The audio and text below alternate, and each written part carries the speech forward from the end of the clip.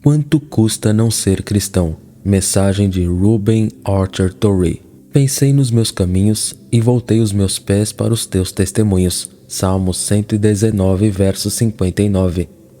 Há muitos anos, eu estava conversando com uma jovem senhora da sociedade na cidade de New Haven, na América, e de repente ela me parou e disse: "Não me fale assim, isso me faz pensar e odeio pensar." O mundo está cheio de pessoas que odeiam pensar, e porque odeiam pensar, entram nas coisas com os olhos vendados e saem com esperança arruinada, corações partidos e vidas destruídas.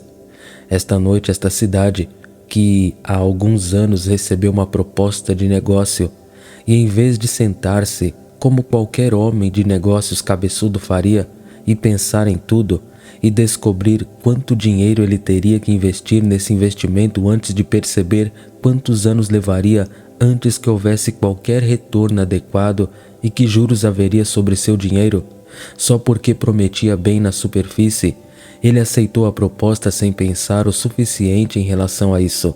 Ele simplesmente colocou seu dinheiro naquele projeto e o deixou lá. E a vida daquele homem desde então tem sido uma chatice miserável. Simplesmente porque ele odiava pensar. É a mesma coisa na vida social. Uma jovem conheceu em algum evento social um jovem bonito e atraente, um jovem de maneiras agradáveis, que sabe fazer 1001 pequenos atos que significam tão pouco e ainda assim conquistam tão facilmente o coração das mulheres, um jovem que é um belo valsador e popular e atraente em todos os seus aspectos. E uma noite aquele jovem lhe faz uma proposta de casamento, e em vez de se sentar, como qualquer garota sensata faria, e se perguntar se aquele homem tem as qualidades mentais e morais que o qualificam para ser um companheiro para a vida toda, apenas porque é bonito, porque é atraente e popular, porque é um belo valsador, aquela jovem aceita sua proposta de casamento e se casa com ele. E depois de alguns meses, ela acorda um dia e descobre que se casou com um tolo, ou, o que é pior, com um patife. E toda a vida futura daquela mulher é indescritivelmente miserável só porque ela odiava pensar. Mas não há lugar onde esse erro seja cometido com tanta frequência e seja tão fatal como na questão de ser ou não ser cristão. Homens e mulheres entram em uma vida sem Cristo ou, estando em uma vida sem Cristo, vagam nela, sem sequer uma vez se sentarem para considerar honestamente a questão durante 30 minutos. Quanto custa viver e morrer sem Jesus Cristo? Agora, vou pedir-lhe que pense um pouco esta noite, um pensamento duro, sério e honesto.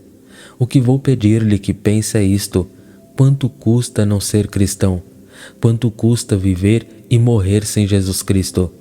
E se, quando eu terminar, você achar que está disposto a pagar o preço de uma vida sem Cristo, não tenho mais nada a dizer. Mas se, depois de ter pensado tudo, chegar à conclusão de que custa muito caro viver e morrer sem Cristo, vou pedir-lhe que faça a única coisa inteligente que há para fazer nestas circunstâncias, ou seja, para se levantar aqui esta noite e declarar seu propósito de aceitar Jesus Cristo agora mesmo.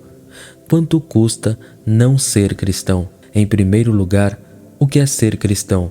Por cristão eu entendo qualquer homem, mulher ou criança que vem a Deus como um pecador perdido, toma Jesus Cristo como seu Salvador pessoal, se rende a Ele como seu Senhor e Mestre, o confessa como tal publicamente diante do mundo e se esforça para viver para agradá-lo em tudo, dia após dia. Deixe-me repetir esta definição.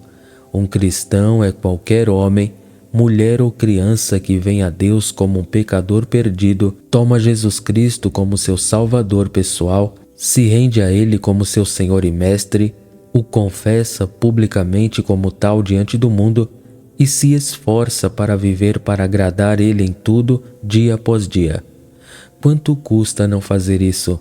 Em primeiro lugar, não ser cristão custa o sacrifício da paz. Um cristão tem paz. Sendo justificados pela fé, temos paz com Deus por meio do Senhor Jesus Cristo. Romanos 5. Paz com Deus. Temos paz em nossos corações, mas nenhum homem fora de Cristo tem paz. Não há paz para os ímpios, diz meu Deus. Certa noite em Chicago, depois de uma reunião como esta, quando a congregação já havia saído, sentei-me ao lado de um cavalheiro de cerca de 35 anos de idade e disse: "Meu amigo, por que você não é cristão?" "Oh", disse ele, encolhendo os ombros, "estou muito satisfeito como estou." Eu disse: "Você não tem paz." Ele disse: "Como você sabe disso?" Eu disse: "Porque Deus diz assim: não há paz para os ímpios, diz meu Deus." O homem baixou a cabeça e disse: "Você está certo, Senhor, não tenho paz." E não há nenhum homem ou mulher nesta audiência esta noite fora de Cristo que tenha paz. O dinheiro não lhe dará paz. Os prazeres desta vida não lhe darão paz. Nenhum bom amigo terreno lhe dará paz. Não ser cristão custa o sacrifício da paz. Em segundo lugar, não ser cristão custa o sacrifício da alegria mais elevada, mais profunda, mais pura, mais sagrada e mais transbordante que pode ser conhecida aqui mesmo na terra. Como lemos na lição bíblica desta noite em 1 Pedro 1:8, embora agora vocês não o vejam, ainda assim, crendo nele, vocês se regozijam com alegria indescritível e cheia de glória. Esse foi o testemunho de Pedro. Essa é a experiência de todo verdadeiro cristão. Uma fé real e viva em Jesus Cristo dá ao homem uma alegria indescritível e cheia de glória. Ninguém fora de Cristo tem alegria indescritível e cheia de glória. Oh, mas você diz: conheço muitos cristãos que não têm alegria indescritível e cheia de glória. Um verdadeiro cristão? Você sabe que existem dois tipos de cristãos professos e de cristãos verdadeiros. Agora, admito que há muitas pessoas no mundo que se autodenominam cristãs, que têm religião suficiente para se tornarem miseráveis.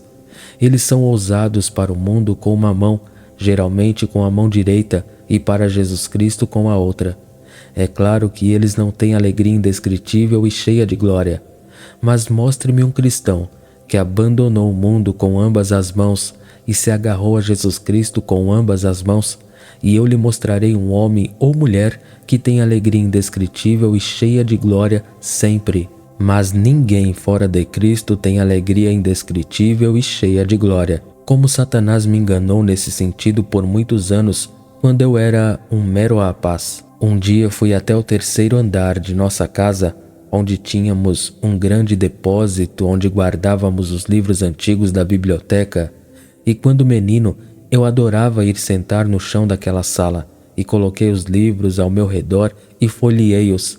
E um dia me deparei com um convênio da igreja de minha mãe, e comecei a lê-lo e disse a mim mesmo: será que não posso ser um cristão? Posso dizer sim a isso, e posso dizer sim a isso e aquilo, e depois de um tempo cheguei a um lugar onde dizia algo neste sentido: se eu me tornasse um cristão, estaria disposto a fazer qualquer coisa que Deus disser e ir a qualquer lugar que Ele disser. Fechei o livro e disse: não, é muito provável que terei que ser um pregador se disser sim para isso, e então a vida não valerá a pena ser vivida.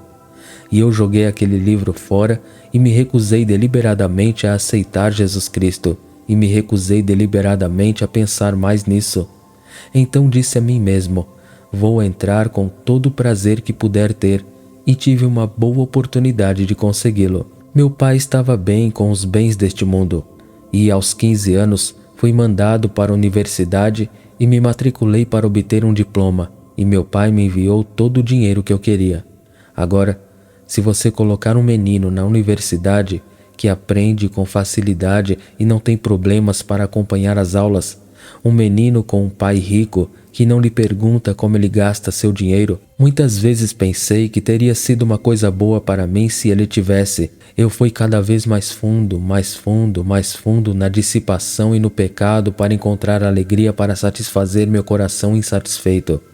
Não o encontrei, e numa noite horrível, ainda um mero menino, sem toda a esperança, com a vida desolada e nua, a vida tão estéril que havia apenas um passo entre mim e o inferno. Na verdade, naquela mesma noite comecei a dar esse passo terrível, tirar minha vida pelas minhas próprias mãos. Pulei da cama e abri uma gaveta para tirar um instrumento que daria fim à minha vida. Por algum motivo ou outro, não consegui encontrá-lo.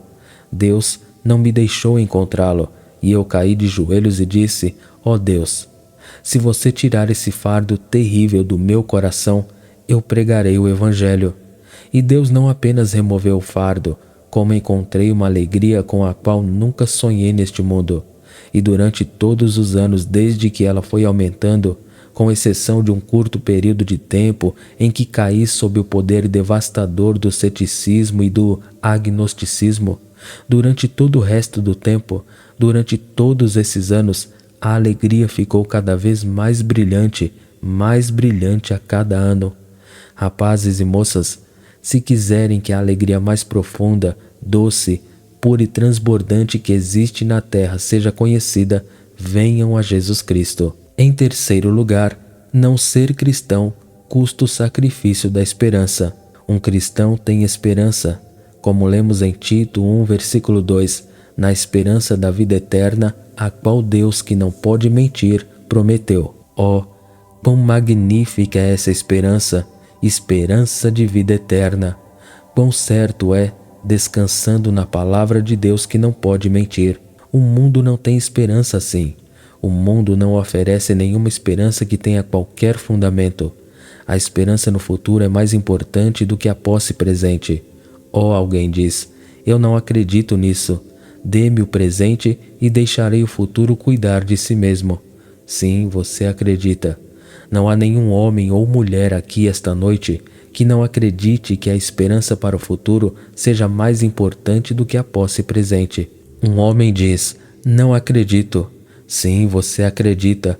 Vou provar isso para você em 5 minutos. Suponha que você tivesse a escolha esta noite entre ser um milionário e ter tudo que o dinheiro pode comprar para esta noite, sem esperança para amanhã, mas com o nascer do sol de amanhã e a abertura dos bancos de manhã, foi provado que você era um estelionatário e todo o seu dinheiro foi levado embora e você foi lançado na prisão para passar o resto da sua vida lá, ou ficar absolutamente sem um tostão esta noite, mas com certeza absoluta de que, com o nascer do sol de amanhã e a abertura dos bancos de manhã, você seria um milionário pelo resto da vida.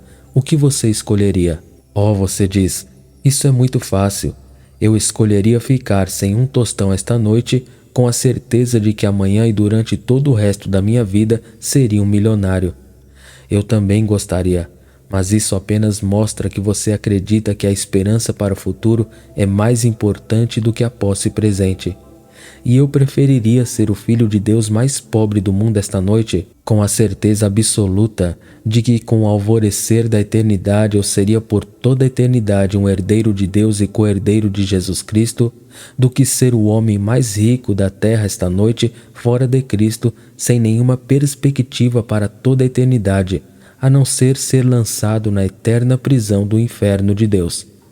Um homem fora de Cristo não tem esperança, mesmo na vida que existe agora, que é absolutamente certa. Você diz, isso é muito forte. Um homem fora de Cristo pode não ter esperança para o futuro, mas se for rico, terá para a vida presente. Você está enganado. Venha comigo para Nova York. Subimos a Quinta Avenida. Paramos diante de uma das mansões mais elegantes de lá. Subimos as escadas e somos conduzidos pelo corredor até a biblioteca no final do corredor. Você e eu estamos parados na soleira e olhamos para a biblioteca. Nela, há 2 homens envolvidos em uma conversa séria. Este não é o caso imaginário, mas real.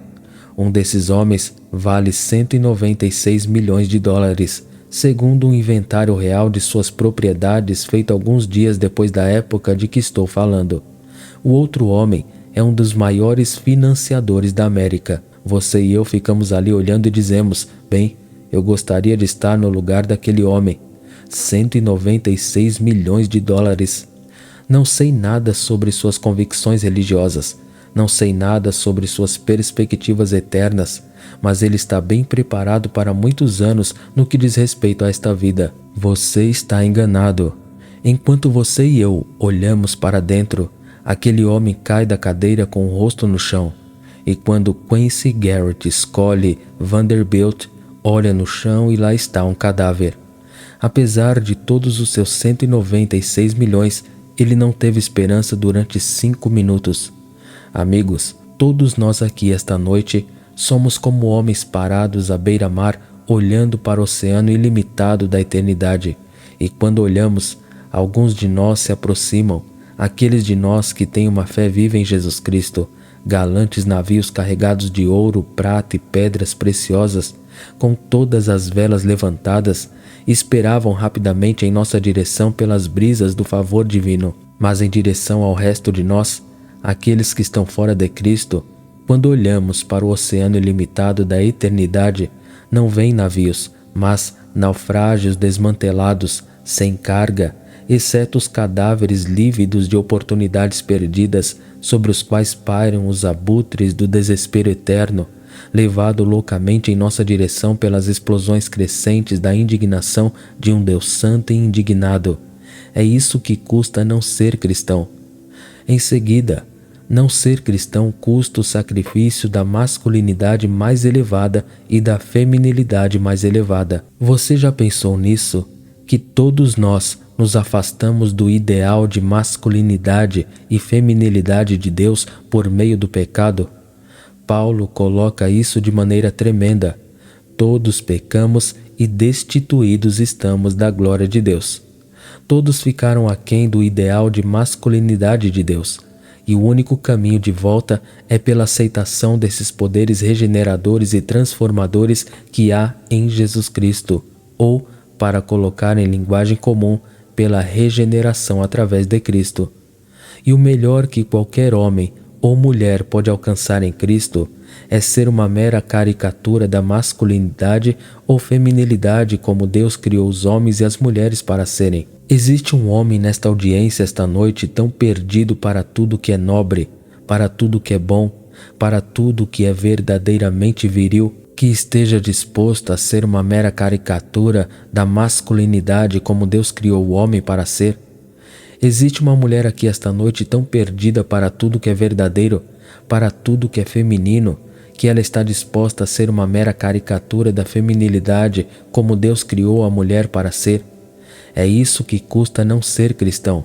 E, homens e mulheres, se não houvesse outro argumento além desse, eu viria a Cristo esta noite. Em seguida, não ser cristão custa o sacrifício do favor de Deus. Todos nós sacrificamos o favor de Deus através do pecado. O único caminho de volta ao favor de Deus é pela aceitação do portador dos pecados que Deus providenciou. Quão claro a Bíblia deixa isso. Volte para João 3,36. Quem crê no Filho tem a vida eterna, e quem não crê no Filho não verá a vida, mas a ira de Deus permanece sobre ele. Oh, mas algum homem diz, não sei se me importo com isso. O favor de Deus? Deus não é real para mim. Ele está tão longe. Se tenho o favor do meu vizinho, o favor dos meus empregadores, o favor dos meus amigos no clube, o favor dos meus eleitores na política, não sei se me importa se tenho o favor deste ser distante que você chama de Deus ou não. Espere um momento. Quando você sair deste lugar esta noite, olhe para as estrelas acima de sua cabeça e diga para si mesmo, o grande Deus que fez aquelas estrelas, o grande Deus que fez aqueles maravilhosos mundos de luz, sobre os quais os astrônomos estão preocupados contando coisas tão maravilhosas nestes dias, o Deus que os assegura na palma de sua mão enquanto eles giram pelo espaço com um impulso tão incrível, me ama, mas ele está descontente comigo. Quando você chegar em casa esta noite e se deitar para dormir e não puder, pois confio na gentil misericórdia de Deus, que alguns de vocês não dormirão quando chegarem em casa esta noite por pensarem no que ouviram aqui. Quando você chega em casa e não consegue dormir, e todo o resto da casa está dormindo, e você fica ali deitado sozinho com Deus, olhando para a face de Deus, e Deus olhando não apenas para o seu rosto, mas também para o seu coração, diga a si mesmo, o grande Deus, para cujo rosto estou agora olhando para cima, e que está olhando não apenas para o meu rosto, mas também para o meu coração, que Deus me ama, mas Ele está descontente comigo. Homens e mulheres, Se eu tivesse que enfrentar esse pensamento esta noite, se houvesse alguma maneira de encontrar a paz com Deus, e graças a Deus existe, eu não descansaria até encontrá-la. Em seguida, não ser cristão custa o sacrifício do reconhecimento de Cristo no mundo vindouro. Quão clara é a palavra de Deus sobre isso. Volte-se para as próprias palavras de Jesus em Mateus 10, versículos 32 e 33. Todo aquele que me confessar diante dos homens, eu também o confessarei diante de meu Pai que está nos céus. Mas qualquer que me negar diante dos homens, eu também o negarei diante de meu Pai que está nos céus. Você frequentemente ouvirá homens dizerem isso. Se um homem crê em Cristo no segredo do seu coração, mesmo que ele nunca o confesse ou diga algo sobre isso, Deus ainda sabe o que está em seu coração e o aceitará na base da fé que ele nunca confessa. Desafio qualquer homem a me mostrar uma linha deste livro que apoie tal afirmação. Esta palavra diz tão claramente como o dia em Romanos 10 e 10, pois com o coração se crê para a justiça e com a boca se faz confissão para a salvação. Essa palavra diz tão claramente como o dia, e o próprio Mestre disse isso em Marcos 8,38. Portanto, qualquer que se envergonhar de mim e das minhas palavras nesta geração adúltera e pecadora, dele também o Filho do Homem se envergonhará quando vier na glória de seu Pai com os santos anjos. Essa palavra diz tão claramente como o dia: todo aquele que me confessar diante dos homens, eu também o confessarei diante de meu Pai que está nos céus. Mas todo aquele que me negar diante dos homens, eu também o negarei diante de meu Pai que está nos céus. Você diz: a fé não salva? Sim, e a fé confessa. E a fé que não leva à confissão não é fé. E a fé que não leva à confissão não levará à salvação. Posso imaginar aquele grande dia, quando o Senhor Jesus convocará todos os seus perante o tribunal de Deus. Ali estamos em uma formação brilhante e gloriosa. O Senhor Jesus Cristo à nossa frente, e ele se volta para seu Pai e diz: Pai, tudo isto é meu. Eles me confessaram na terra diante dos homens, e eu agora os confesso diante de ti, meu Pai celestial. Mas olhe, na periferia daquela multidão está um homem que estava pendurado na periferia da Igreja de Cristo na terra. Suas simpatias eram para com a igreja, suas associações eram para com a igreja, mas ele era um covarde e não tinha coragem para defender suas convicções. Ele tinha medo do seu parceiro de negócios, dos seus associados na política ou na sociedade, e nunca confessou Cristo abertamente diante dos homens. Mas ele pensa que porque ele esteve pendurado nos arredores da Igreja de Cristo na terra, ele pode ficar pendurado nos arredores lá em cima. O Senhor Jesus Cristo agora se volta para ele. Não acredito que será tanto com raiva, mas com indescritível piedade. E com um triste aceno de mão ele diz: Parta, parta. Você não me confessou na terra diante dos homens. Não posso confessar-te diante de meu Pai que está nos céus.